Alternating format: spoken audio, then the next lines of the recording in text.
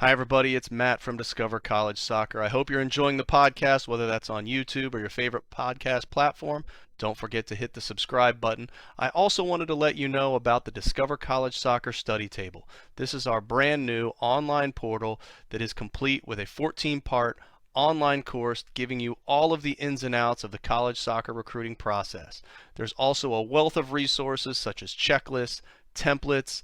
There's the spreadsheets that have every soccer program in the country, along with their coaches, their contact information, their social media information, some basic stats about the school, and more. Plus, there's an online community where you can ask your questions, share your wins, your losses, any questions that you may have around the college soccer recruiting process. It's all there at the Discover College Soccer study table that you can find at discovercollegesoccer.com/study table, and hopefully we will see you there. Hi, everybody. Welcome to Discover College Soccer. Today, I'm lucky enough to be joined by Coach Tyler from Ave Maria University here in Florida. Welcome, Coach. Hey, thanks, Matt. Appreciate it. Yeah, thanks for being here.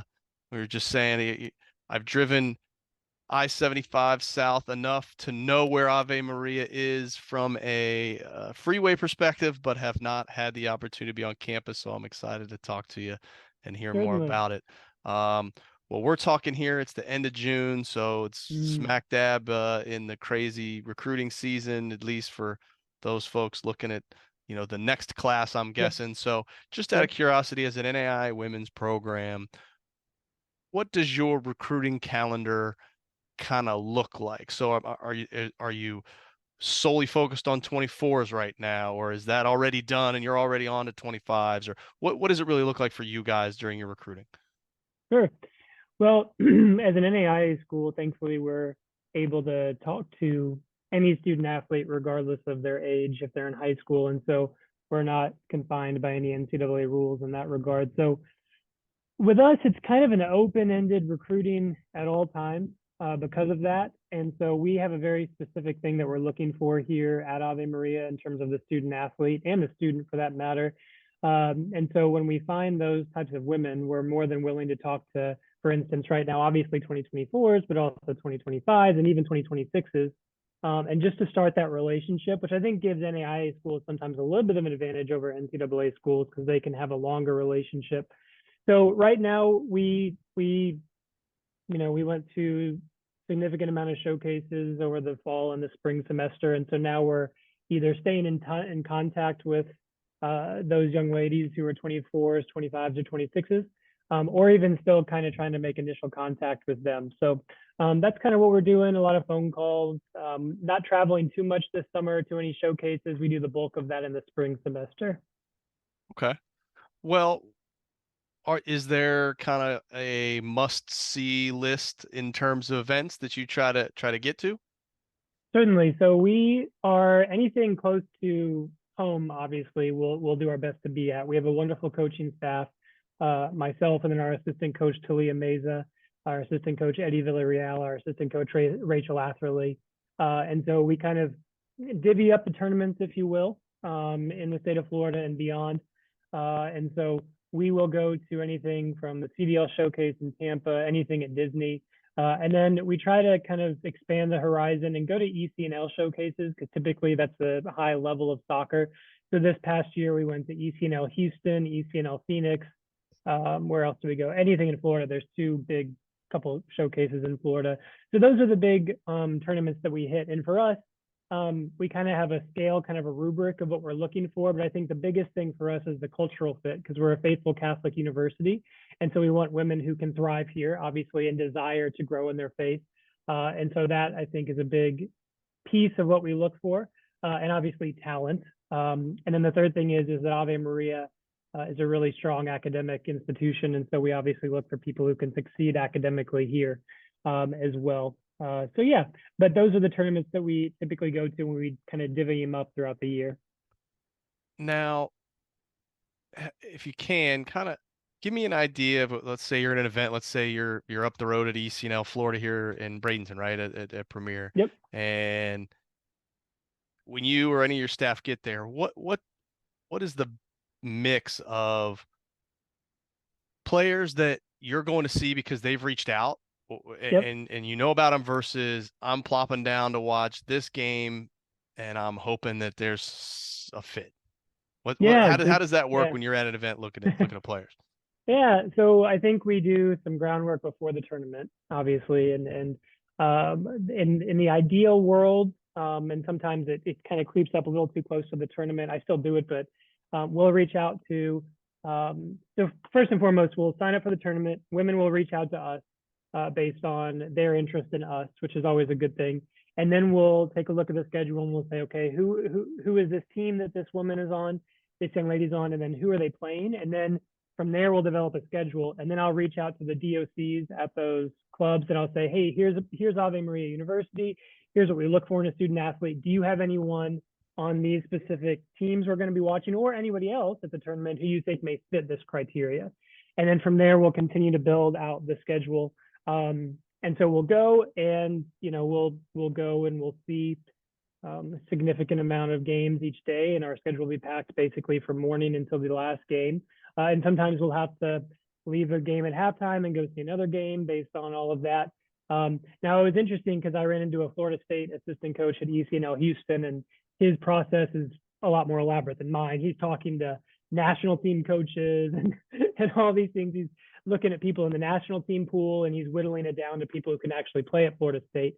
For us, it's a little bit different. I think that, we're obviously looking for high level talent, but also we're looking for that fit of you don't have to be Catholic to come here, but someone who can thrive in this environment, in a faithful Catholic environment.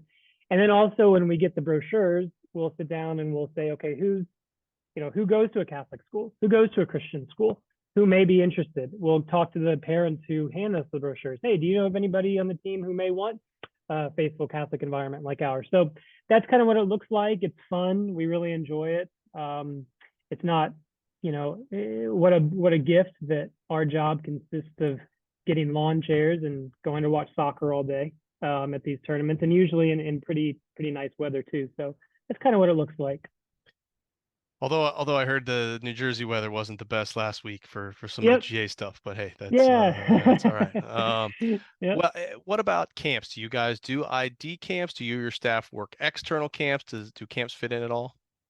Yeah, we do external camps primarily, and what we want to do we don't have ID camps as much.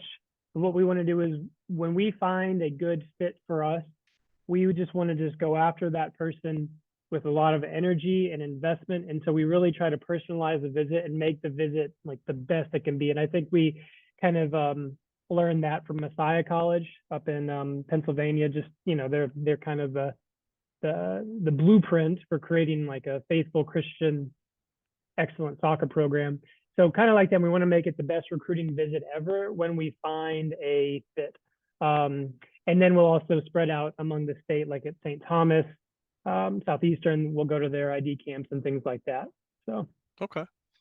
Well, do international players or international recruiting or the transfer portal, do they affect you guys? Do you look at those at all? Yeah, we look the transfer portal we have access to through a company called Verified Athlete, which is great. Unfortunately, we don't have a list of everyone in the transfer portal because NAIA coaches don't have access to that directly, but anybody who fills out a questionnaire for Verified Athlete, we can see, which is really nice. And so I'm reviewing that pretty much daily, just to see, where are they from? Are they from the state of Florida? Do they have the specific position we're looking for? Do they go to a Catholic school? That sort of thing. Internationally, I think that our assistant coach, Eddie Villarreal, he's kind of our assistant, who's kind of in charge of the international recruiting. So he's been overseas. He went to a showcase in Germany. He's been to other showcases too. So we definitely keep our eyes out internationally too. The majority of our recruiting, though, does happen domestically. Okay. Well, I guess last question I have on the recruiting thing, just because you mentioned rosters. Is there a roster size that you find is ideal that you're trying to hit? Yeah, good question. So we have a fairly large roster, and the reason we did that is because we were getting more interest in the university. And so we wanted to provide each woman who is a good soccer player, who's a good cultural fit, who can succeed academically at Ave Maria. We want to provide them with an opportunity to come here and play soccer with at least a little bit of a scholarship, if not a larger one. But toward that end, we also recognize that if we did that, then it wouldn't necessarily be fair to carry a roster of between 40 and 50 and only play 16, 17 deep a game, because people would say, well, what am I doing? And so we have a first and a second team, and everyone's signed to the roster. But during preseason, we split the team into first and second team. The second team plays upwards of 13 or 14 games a season and is coached by one of our assistant coaches. The first team plays obviously the max, at least trying to get to the max, 17 or 18 games a season. And then I'm with both teams and overseeing both teams. So we've been doing that for the last 3 years, I believe, and our retention is always very high. It's always between 80 and 100%. And so I think that what that shows is that people are coming to Ave Maria for the right reasons. And even if they don't make first team, while of course there's a level of disappointment there, they can make it throughout the season if they are performing well. It is fluid. And they always have a chance to move up the next year too. But I think Ave Maria is a very integrated university that focuses on the spiritual well-being of the student athletes, the mental well-being of the student athletes, the academic, et cetera. So I think when someone signs here, they're coming for the comprehensive experience and not just the soccer experience. Ah, I love that. I love that. Well, let's talk about the experience at the school. Yeah. And I mean, I'm sure there's a lot of people out there not familiar with Ave Maria. You have a unique perspective as having, if I'm not mistaken, you were there as a student athlete, Yep. and also did some time on the men's side of things. Yes. Yep. So do me a favor, give us an idea of what are some great things about Ave Maria, some things maybe we wouldn't know just by going through the website. Oh, certainly. So I think, thankfully, the website does do a good job of explaining everything. But I think from an overall student experience, number one, I think that if you're looking for a faithful Catholic university, you're going to find it here. I think that's the number one thing, where you can pray on a regular basis in different chapels. There's nothing mandatory students have to do spiritually, but it's just kind of ingrained in the identity of the university. Obviously, we are in Southwest Florida, and so it's a beautiful place to be. The campus is beautiful, and so every day you're going to see students outside, playing spike ball, throwing the frisbee on the quad, doing things like that, just because the weather is so nice. The students are all home now, of course, when the hottest part of the year. And so I think those two things are beautiful things. And academically, Matt, I think Ave Maria, because it is a relatively new university, in fact, we've only been on this specific campus since 2007. I think it doesn't get the credit it deserves from an academic standpoint, because it is a very, very strong academic institution.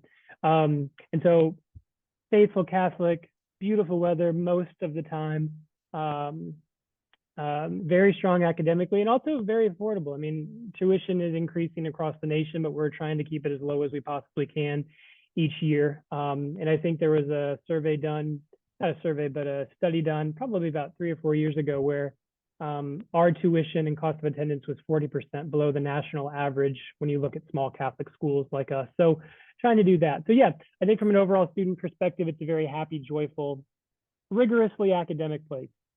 Well, speaking of the academics, for new people coming into college, figuring out that balance between their studies and playing a sport can be hard. And how do your student athletes really balance the demands of both, and what kind of support systems does the school offer to help them with that?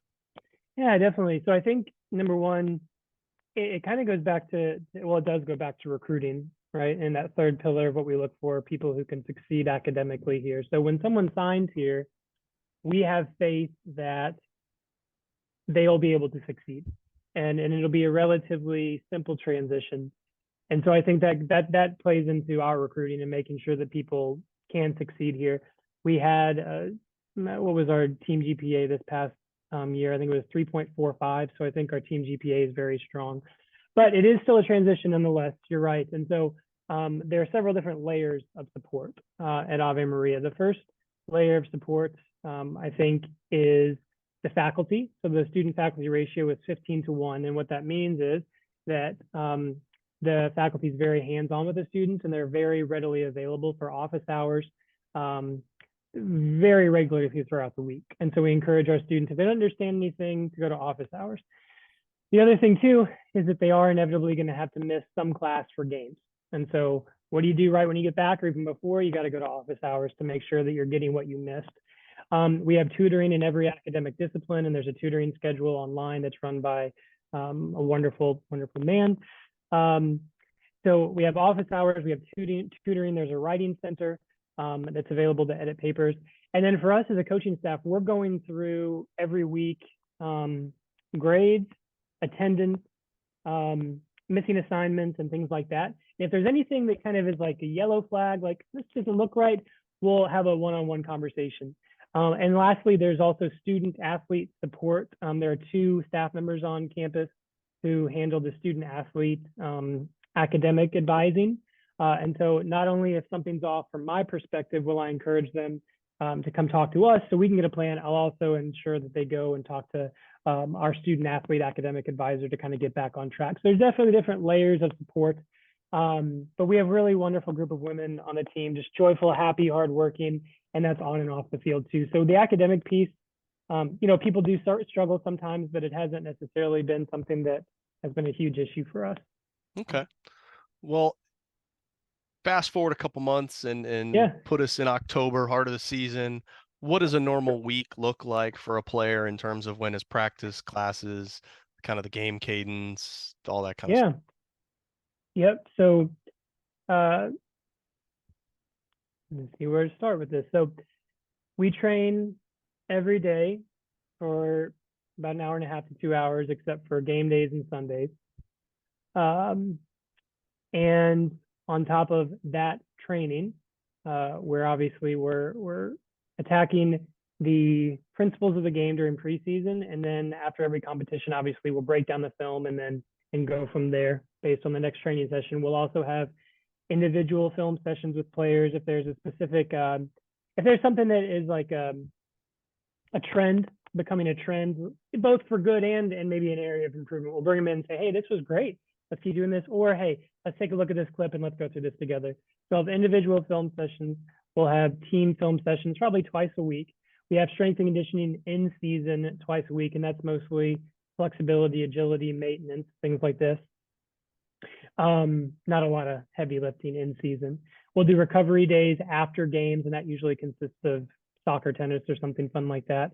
We also do team fun, team bonding every other week during the season, but the women on the team are also very close. We have a large roster, so not everyone is a best friend, but everyone has their place on the team, which I think is beautiful. And so they're spending a lot of time together. We also do a preseason retreat where the women can kind of learn how they can integrate their faith into the game of soccer. And usually we have an outside speaker come in for that. And obviously doing their own PT as necessary, whether it's an injury or just going and doing prehab, things like that. And then in terms of the classes, they're usually in class in the morning and early afternoon, and then the rest of the day can be devoted to training or film or whatever it is. So first and second team do train separately, and we'll train separately this upcoming fall. So first team will be early in the morning, second team will be a little bit later in the evening. And the reason we do that, to have it kind of at the bookends of the day, is because in August, September, and October, as you know, Matt, in Florida, the lightning is just inevitable. So there have been times where we have trained at 4:30, let's say, and it's just not going to happen, right? So no, you didn't. yeah. So in fact, there have been seasons since I've been here, and I can remember even last year we tried to train in the afternoon, and there have been seasons where we would have a Wednesday game or a Thursday game, and we maybe got one training session in before the game, which isn't ideal, right? So we split it up this year, and I think it'll be a lot more fruitful for us. Yeah, it's for those of you who aren't aware down here, it's another level of storms and lightning in the afternoons. But anyway, well, let's talk a little bit more about the team and the soccer side of things. So you mentioned your staff. It's a great size staff for an NAI school, to be honest, from what I've seen. So how would you describe kind of your style of coaching and the team style of play and kind of the roles the staff plays to help with that? Certainly. So we put a big emphasis on self-awareness and helping not only the players, but the staff grow in self-awareness and knowing their strengths. And so we always do a temperament assessment, which is like a personality assessment for the coaches and the players. We do strengths finder tests for the coaches and the players.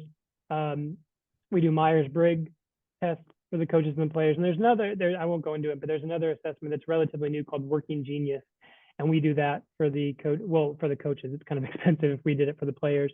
And so what we do is we just look and we say, like, who's going to be best where in terms of the staff, which player based on their personality is going to receive coaching from my coach in his natural or her natural style of coaching.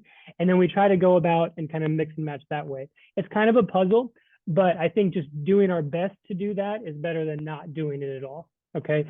So for me, for instance, my personality, I'm an introvert, and I'm pretty calm. I'm pretty calm during training. I'm pretty calm during the game. I like to sit back. I like to observe.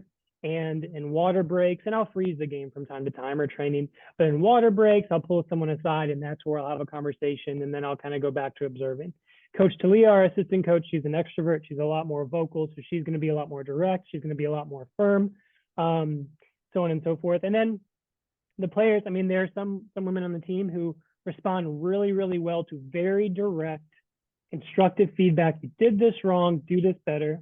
And then there are other women who you kind of have to come and you kind of have to, and either way is fine. It's based on their personality, a little more empathy, just a little bit more kind of like that. And that's kind of my role, I think, just the empathy side of things. And then there are others who are like, I don't care about the empathy, just give me what I need to do and I'll go do it. So we kind of do our best to do that. And I think, yeah, doing your best and just focusing on that is, I think, half the battle. And then it kind of all works out from here. We're not obviously perfect at it. And, but yeah, we put a big emphasis on the self-awareness piece from a coaching staff perspective and a player perspective. No, that's very neat. Yeah, that's I haven't heard of a coach using those kind of personality tests in that way, both for players and staff. So I think that's that's something cool. Thanks. Do you guys use any other kind of technology or anything in terms of like film or the GPS stuff and any of that kind of thing, or? We don't use any of the GPS stuff. Unfortunately, it's a little bit expensive, and we raise funds for other needs of the program. We use Hudl for our film breakdowns, and like other programs, you send it off to them and they'll break it down with all the stats you need to kind of go through it, very, very minutia things that can help us. So we use Hudl for that. And maybe in the future we'll do the GPS thing, but we haven't quite gotten there yet. So. No, I get it. Well, you know, we've covered a lot of different bases here, and I always kind of like to finish these off with if there was one thing, one nugget, piece of advice, information that you wish all parents, players, prospects that are going through this recruiting process knew, what would that be? Yeah, I think that the whole purpose of our program is to help each woman understand and live her identity as a daughter of God through collegiate soccer. That's the overall purpose of the program. And so I think that the core to that, Matt, is that we hope that by the time they graduate or even coming in, it doesn't matter, that at some point they recognize that their identity is not found in being a soccer player. Their identity is found in being a person who plays soccer, and their soccer career will end. And when that soccer career ends, they can look back and say, that was great memories, but those memories and those experiences, both positive and negative, they don't define me, because I'm already loved by God. I'm already loved by my coaching staff. And that's the most important thing. And at the same time, we're not a youth group. Our Talia, our assistant coach, likes to say that we're not a youth group, right? And so we are a collegiate soccer program. And so we're striving to live that identity as daughters of God and understand that even if someone doesn't come in and they're like, I don't even know what that means, they're at least open to it. We're doing it through the lens of a professional, detail-oriented collegiate soccer program, right? That is doing its best to be excellent in everything we do, and strive for that. So I think that's the key. So if someone's kind of looking to grow in their faith, live their identities, play great soccer, I think Ave Maria is going to be the place for them. Awesome. Well, Coach, wish you the best of luck here in the fall. I think I'm gonna make sure to try to get to one of your games. Thanks, hopefully, Matt. Yep. Depending on the scheduling with our own games. But if not, if you come up to Bradenton for any of your recruiting stuff, make sure to give me a shout. We'll get together. All right. Matt, thank you so much. I appreciate it. I appreciate the time today. No, thank you.